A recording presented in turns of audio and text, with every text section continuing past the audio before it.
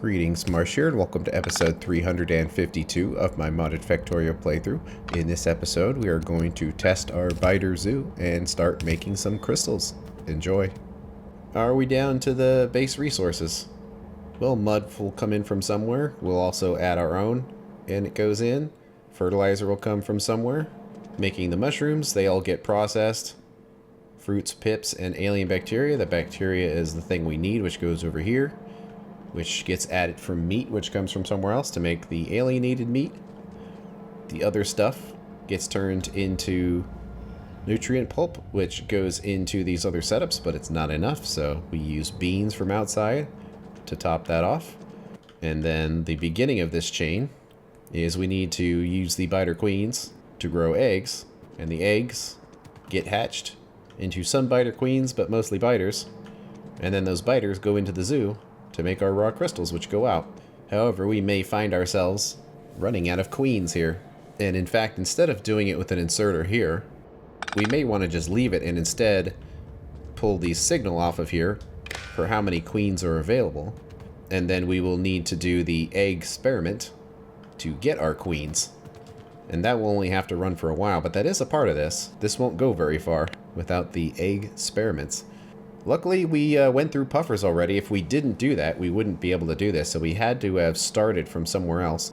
Both, we needed the puffer eggs, but we also needed the crystal seeds and the crystal enhancers and the raw crystal shards, so if you were starting from scratch, you would have to start with the small biters and work your way up. Now, is that the correct machine? I guess it is. Okay. How many eggs do we want to make? So this only needs one egg a second, and it doesn't need the queen or anything else to grow them, just the meat. So if we're able to produce one egg a second from the egg experiment, then that will fully utilize that machine. So speeds, I suppose. Of course, it becomes much smaller. And actually the input numbers are surprisingly small too. Like, this really isn't that big a deal. It's just getting these in here will be kind of weird, but since it's only going to be a temporary setup, I'm actually fine using bots for this, because it would kind of suck to use drones for all of these random things when this setup is not even going to run at one item a second. It's only going to run at that rate until we have grown enough queens so it can fully populate the breeder portion of this. And there's a little bit of space on the end here, and actually this is small enough to where we can basically put it anywhere. Although it might help if they all could access from the same chest, but I kind of don't care. And we'll find out which things aren't on robots, but let's worry about that when we actually place it. But the way we'll control it is with this. There's no logic on here, but let's say we wanted 20 biter queens in storage. That means that every machine has been populated. So if that is not the case, we're going to keep growing the eggs. And for the most part, the eggs are just going to make big biters. So we're actually going to start crystal production. And it might take a while for this to get up to full power. Because of that, we might want to store a ton of extras, so that this will make 15 a second. I kind of want to see this thing actually run at full power. So it would kind of suck if we built the setup to handle the raw crystals, but then we didn't have any because we are still growing queens.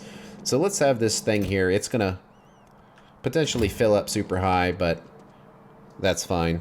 This is a temporary measure, but let's add a wire in here and essentially make the control the same thing, where so long as there's not enough biter queens, it will continue to dump crystals to allow the queens to grow. And then once we have enough, we can remove that logic. But I think it's pretty good. So let's make a blueprint and figure out where we want to put it. Looks like the plutonium reactors are about to start running. So we'll see if our warning works or if it's even relevant. Stone continues to increase in quantity, and actually we have some tungsten ore again because the crystallizers are actually running again, and we're using tungsten at a sufficiently slow pace that we've managed to collect some again. So good. Those plastics changes have helped out here. We could pave over that lake if we want to, but do we need to? Depends on which direction we do this, but it looks like we probably don't. That we could line it up with the bottom of these machines and leave the lake in place. Or do we line it with the top and tear out the lake? What would look better? Well, it would kind of suck if we ran out of space because we put it down here, so we probably should pave the lake over. I mean, there is water right up there anyway, so it doesn't matter too much. Alright, let's use robots for this. And it looks like maybe the reactors won't run. It's very close to starting, but it looks like we're basically holding even here. It's kind of funny. Doing this with bots isn't the most efficient thing in the world, but our bots are pretty fast now, so it's actually not that bad. And they might as well cover this up too. So let's line them up with the other machines, put a few spaces in there, and go for it. One important thing to note is that these refugiums actually do consume pollution. Anything that essentially grows stuff like farms and even the puffer nests, despite the noise they make, they actually consume pollution. So in that sense, maybe we should have built this setup with the pollution producing modules, but probably not, considering how much bigger this setup would have been otherwise. So I think in this situation I'm fine. Not to mention, only a couple of machines can consume a huge amount of pollution. You can only go so far before the chunk has essentially no pollution in it anymore. And that would have been the case here, and they're right next to the puffers, which do the same thing, so probably isn't much of a point, and they're all trying to very slowly park. I guess this would be a good time to find out what we're missing from the egg experiments. And is 5 enough in this situation? Probably not, because they're probably going to come from pretty far away, so let's do, like, 25 of each. And, yeah. They are unavailable. Luckily, most of this stuff is just in this general area. We just need to find it. The crystal seeds are made up here. And this spot on the end is the closest for bots to travel. Although they would get the lowest priority. So maybe instead pull it from here.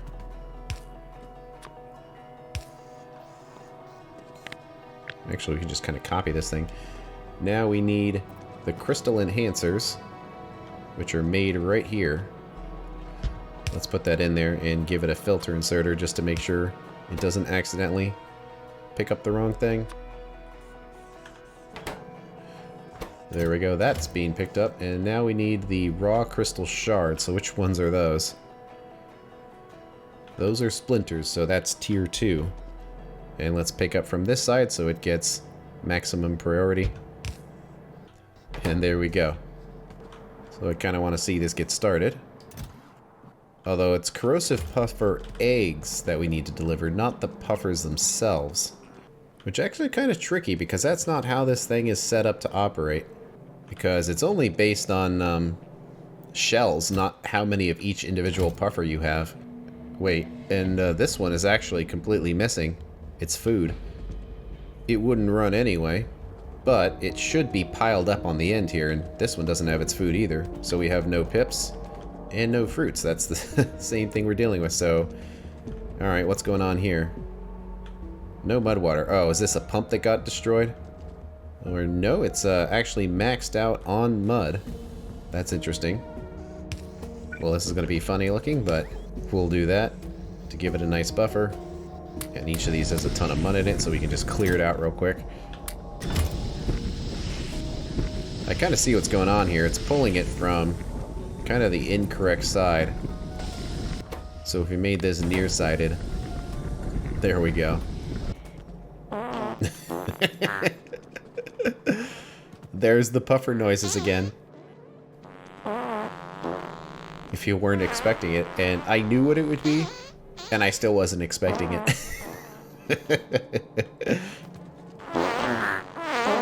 Don't they look so happy? This is the sound that puffers make when they breed. But the egg experiments are beginning. So they are being delivered. We'll just let it completely fill the belt up. So now that our resources are here, we should be able to start this. We do need seeds, though. But it's not like this thing needs all these seeds. As long as it has some seeds in here, it'll be fine. Hey, that belt's definitely not in the right spot. So let's say to the left. Go the shrooms. And to the right, go the seeds.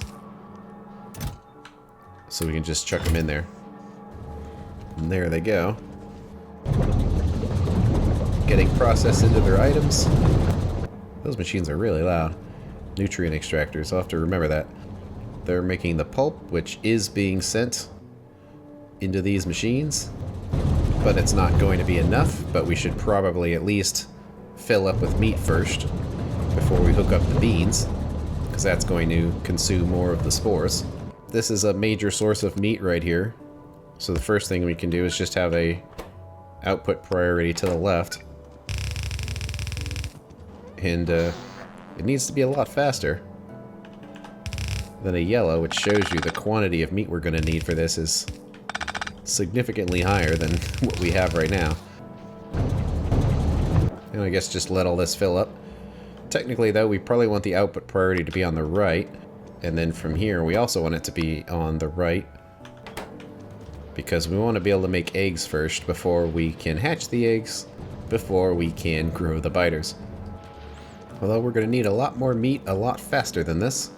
Well, we have Factorio fish, and we have the Santa rays. Factorio fish are worse than the Santa rays are, so let's chop up the Santa rays first. We'll probably just need all of it. There's a lot of fish here, but the fish we're going to want to chop up are from the breeding tanks only. So that'll send them down. We probably want to at least try to buff this stuff up a bit, but it's probably going to require us buffing every single machine. So for now, let's just do speed modules and see what we're short on and go from there, because these are a lot of old tier machines that could be upgraded. That's going to be a heck of a lot more meat. We'll give input priority to the puffer side for now. And here come the fish. And we'll see what these get short on, if anything. They actually might not get short, because this setup is to power this entire thing. That right here actually requires very little of the nutrient pulp and fish water. So we might not need to adjust anything. But the poor fish are getting chopped up in the food. And it looks like these are loud too. I'll see if I can adjust those real quick. Alright, I'm back. I updated the sound so they're not nearly as loud and it's a little more palatable. I also quieted down the puffers a little bit, so you can still hear them, but it's not as loud. That's the thing with the Angels machines, is some of them are just really loud for some reason. Like, that's the noise of an assembly machine. You know, it's not very noisy. It's weird to get huge loud noises with everything else, so I just try to make them all about the same. And if you've ever downloaded my save file, you see the Marsh tune mod that it won't download from the mod portal because it doesn't exist. It's just a little thing I've done on my local machine just to make these machines a little more balanced, just for YouTube reasons. So that's what that is. Oh, this isn't actually connected. Wondering why that wasn't working, but it's going now. We're making raw crystals. And I suppose if we had any queens, we would see some in these first machines. But we don't have any. So at least for a time it's holding out. But that's going to change once we actually get enough of these to have a fast process. We do need to handle the beans too. But they should actually be really nearby. And in fact, yes. They would be here. And they even have a bus slot. I guess it's already on this side, so we'll keep it there. Hey, we did get a queen in here.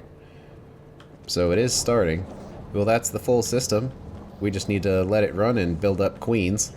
But for now, we're going to have to just run the egg experiments. That finishes up the biter part. Now we need to do the crystals. And we've done something similar to this before. We have the raw crystal go in and we cut it into the 3 crystals and get some powder. And then we polish them like before. And any extras get ground away.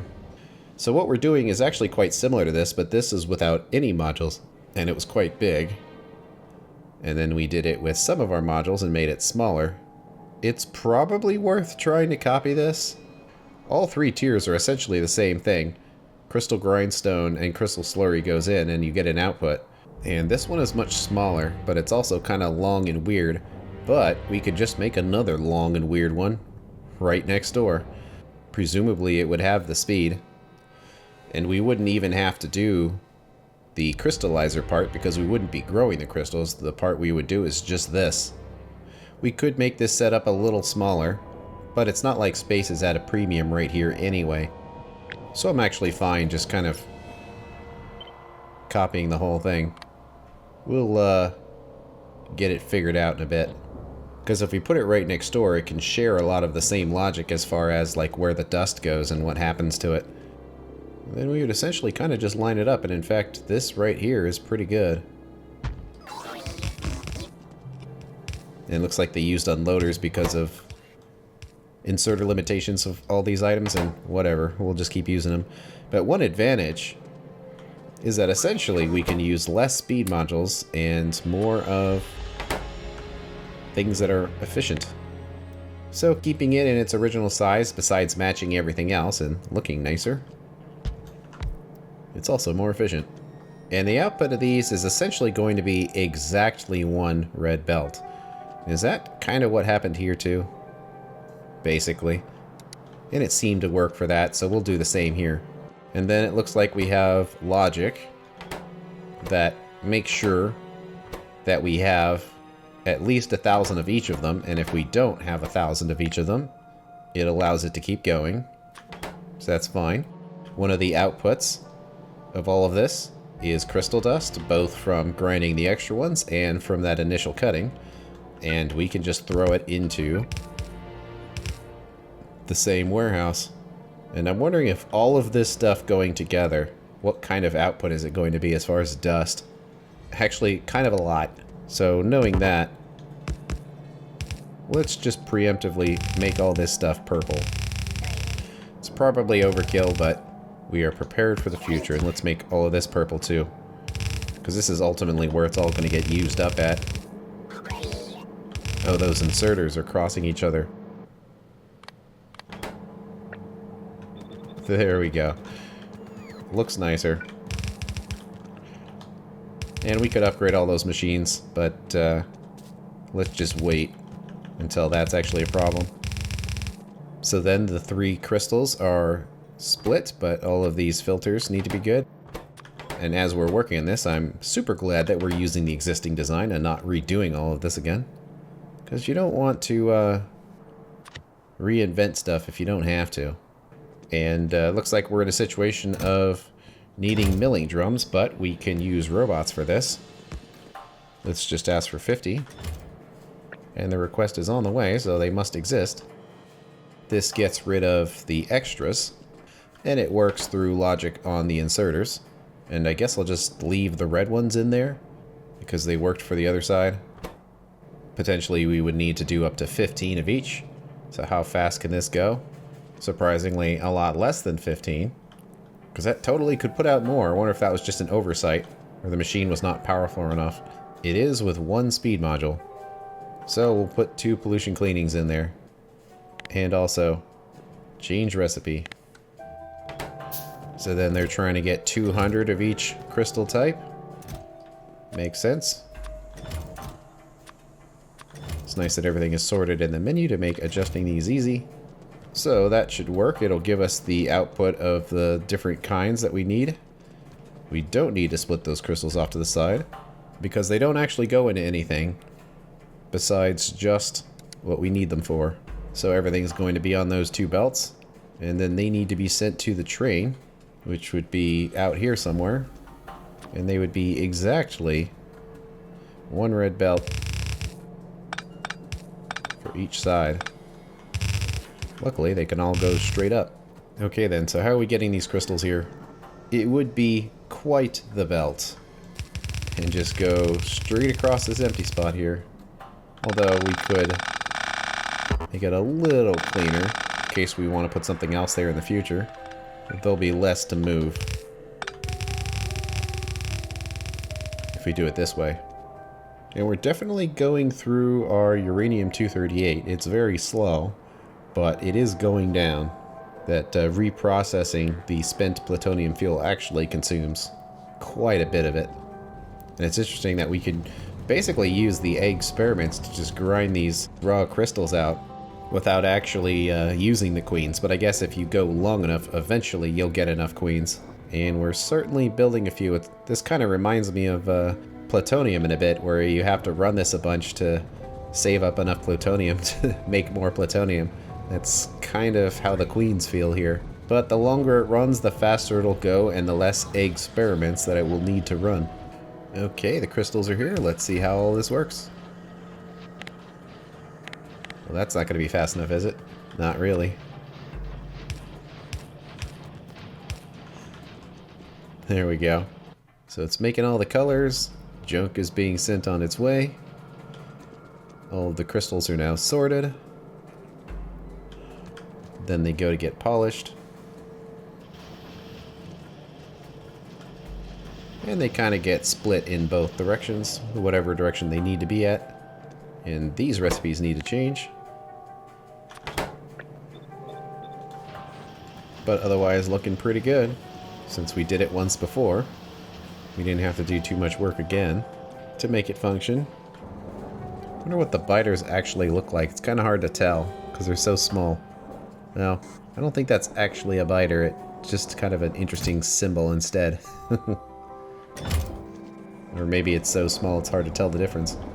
But because we have quite a few biters in storage now, this might actually run at full power, or close to it. It does seem like it's going a little slow though. Let's just upgrade this to red. So I'm sure that would help. It's going faster than I thought it would. And the crystals have already caught up. Because they don't have anywhere to go. Well, we need another station, and this road is kind of in the way, but I also don't feel like moving it. So, let's see what we can do here. It's not really in the way. Because the tracks are never going to have to turn to the left there. Let's copy one more of these as well. There's the train. The robots are so quick these days. And getting filled up with lots of crystals. Is that a correct output?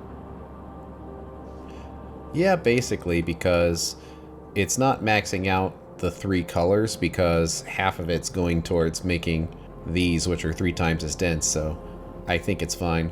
It's about half filled on the belt, which makes sense. So we just gotta let that train get filled up. And then we need another one for the last crystal type, and we might as well just use this one track since, well, it's what we've been doing, and it's worked up until this point, so. Such a weird little track section right here. And we'll call this just crystal unload. Crystal load, essentially waiting for full cargo. Then crystal unload, but it's 0. Looks like missing signal. I bet we can reach it now. Crystal unload. And then the condition is some item counts, where it's each of the polished crystals is equal to 0. And now it stays there getting loaded. Looks like the plutonium reactor is turned on, so we'll want to check that to make sure it's going okay, but well, the meat looks like it's slowing down a little bit, but it's still going. We are certainly making lots of crystals. And enough queens to run one of these so far. So let's see what these shut off at to make sure the temperature doesn't get too high. Doing fine in this situation. It does still max out the accumulator, which is not great because we're kind of wasting our solar panels a little bit, even though it's not daytime right now. So ideally we would want the accumulators to never get completely full after running this, because it still kind of has a bit of a tail to it where it has to cool down all the reactors first. But I do want to get modules done before we work on trees, because if we have better modules, then our new tree setup will be a lot smaller, and then we'll have more room for accumulators. Looks like there's like a tiny little zone right there that's missing. So we'll put that in there. And that's the end of this episode. On the next one, we are going to make a plan for our Tier 8 modules. Thanks for watching. I'll see you later.